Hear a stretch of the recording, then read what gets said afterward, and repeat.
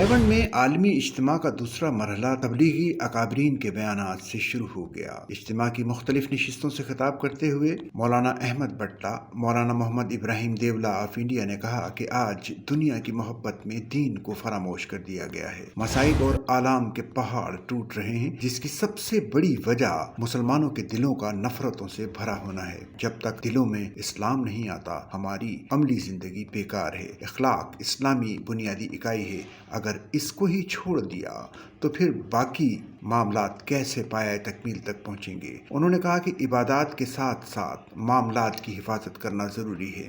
دنیا میں اگر کوئی نقل کرتا پکڑا جائے تو اس کو کمرہ امتحان سے نکال دیا جاتا ہے، لیکن اگر کوئی آقائے کائنات کی نقل کرے تو اس کے لیے کامیابی کامرانی کی گارنٹی ہے۔ نبی اکرم صلی اللہ علیہ وآلہ وسلم کی سنتوں اور حرمت کے محافظ بن جاؤ، دنیا بھی سنور جائے گی اور آخرت بھی۔ ختم نبوت کے عقیدے کے بغیر سارے اعمال فارغ ہیں۔ اپنے عقیدوں کو درست کر لو۔ نبی اکرم کے طریقے اور سنت کے بغیر کیا جانے والا عمل غارت ہے۔ نبی کریم کے ادب کے بغیر کوئی کامیابی نہیں مل سکتی۔ عقیدہ ختم نبوت کو عام کرو، گھروں میں، بازاروں میں، دوستوں میں، محافل میں عام کرو، اسی میں کامیابی ہے۔ اللہ تک پہنچنے کا واحد ذریعہ آقائے کائنات ہیں۔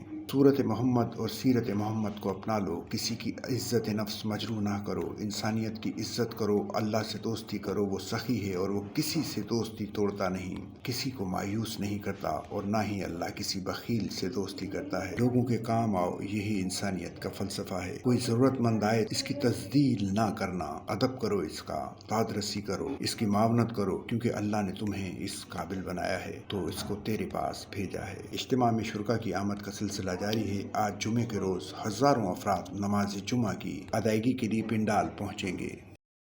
سچل نیوز نیٹ ورک کی ویڈیوز میں خوش آمدید۔ ناظرین، ویڈیو سے متعلق اپنی قیمتی رائے کا اظہار کمنٹ باکس میں ضرور کریں اور چینل کو سبسکرائب کریں۔